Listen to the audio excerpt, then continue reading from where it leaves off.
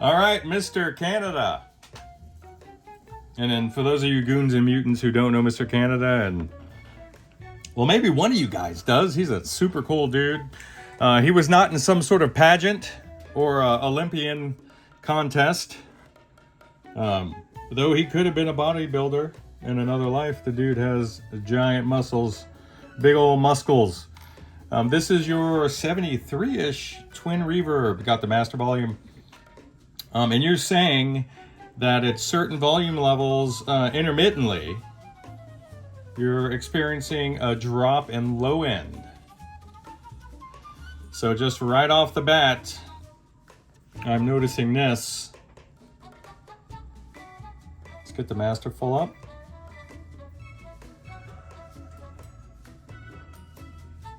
We're getting some crispies here on almost all of the controls. So just keep that in mind. I remember doing the filter pack board in this particular amp a long time ago, back when I was in the garage. So it always brings back good memories to hear from you, man.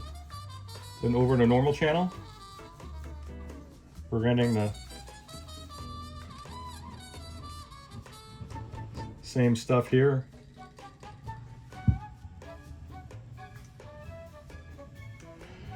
This board, like the other 70s amps, as you progress your way through that decade, there's progressively more and more wax applied to these circuit boards, and over time, heating and cooling, the amp's hot, the amp's cold, it develops a bit of a substrate as the things from the environment, dust and funk, that settle to the surface of the circuit boards begin getting drawn in once the wax is a little melty and liquefied, and then it hardens, and then rinse and repeat for decades and decades and decades.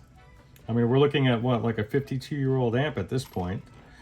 So it could be that we have some conduction on the circuit board. It could also be some of these funky looking bypass caps that a prior tech had installed at another point, and I would definitely want to rip those puppies out.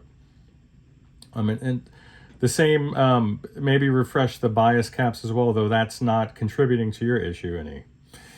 Now, when we look at the noisy pots here, that could absolutely play a role in that, along with having weak cathode bypass caps, or even a funky preamp tube. That could be contributing as well. So we'll see. It looks like one of the, let's see, screen grid resistors up here, and the camera's at a bad angle. Maybe you can see it. Welcome to the jungle, huh? This guy, it's right here. You can see a little bit of discoloration right here. So maybe that tube shorted out at some point, and that's why these particular 6L6s are there. But I'll go ahead and check the resistance on that just to see if it's causing any issues at all, though I doubt it would be intermittent as you're experiencing. But when it comes to intermittent issues, you've come to the right place. There was an entire month where that's all we got. So, hoping we can get this resolved for you. I'll do a quick service on the pots. I'll take some measurements, and I'll see if I can recreate the issue at that point. All right, bye. All right, David, so this guy right here in the center of the shot, as opposed to this guy or this guy adjacent, these are all supposed to be 470 ohms. This guy has burnt himself up to a crispy 1.2K. What was once a yellow band has become a crispy brown one, hasn't it?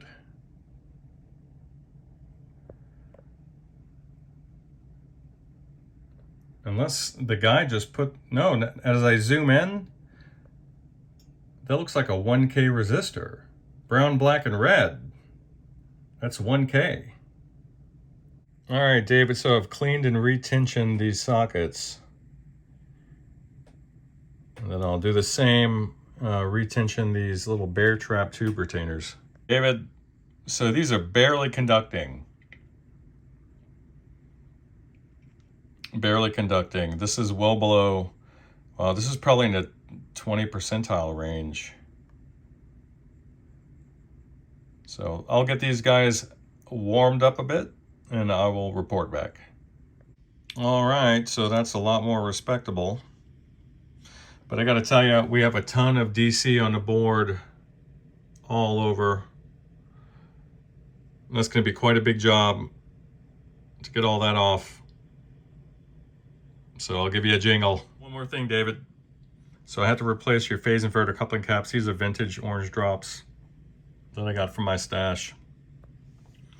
Your original coupling caps were causing the tube bias to drift, so there was quite a bit of instability there, and it's finally stable. All right, my man, I'll take you through it. It's just a glorious sound.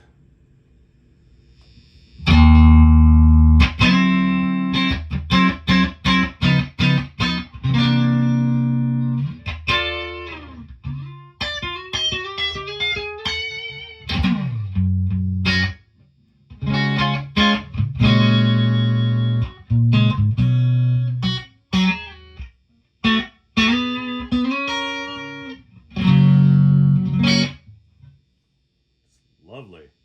That's my guitar. Some single coils for you. All right. This is on 2.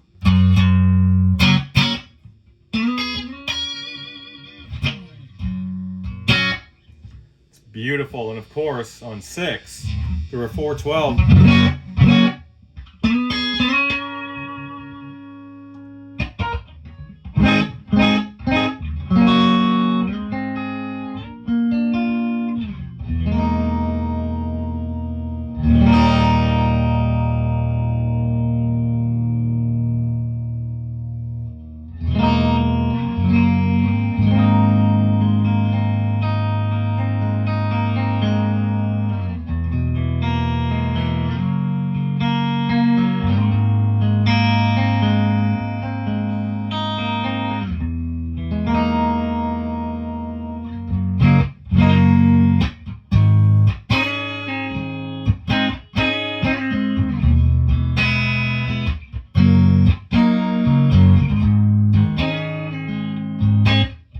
The king of clean, man. All right, so that's about it. So yeah, again, just in case I was unclear, you had a misplaced resistor on one of your tube sockets that was reading 1K, 1.2K. It looked scorched. They're all at 470 ohms now. You have 2 new phase inverter coupling caps. Everything else tested fine. The FNTs that I put in the doghouse a long time ago is still rolling. Your pot's all cleaned up really nicely. Just a little bit of noise left on the volume, but you have a ton of DC on the board, which is to be expected on these. If you want to go through the expense of me exercising that, then that's something that we can do as well. And I had to adjust the bias range resistor as well, because ideally between 40 and 50 milliamps of plate current on these guys, but you had about 12. So it was barely, I'm surprised that it was making any sound at all that wasn't distorted and weak. So no wonder that when you were barely passing a signal through her, you were getting maybe intermittent loss of low end. Just weird things happen when the bias is that low. I'm hoping and praying that that's what it is, and that I don't have to bother you again to haul this monster back over here. So those JBLs don't make it easy on the back, that's for sure. But man, it sounds great through this 412. Let me get a tune on her.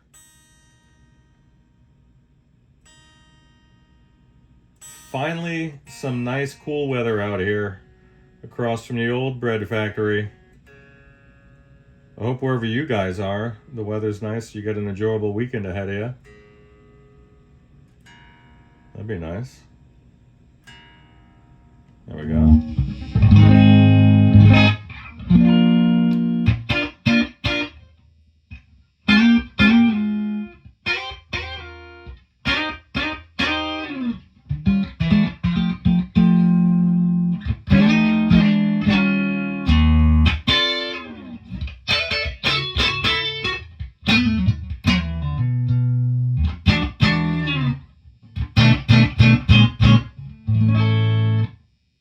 Great sounding amp.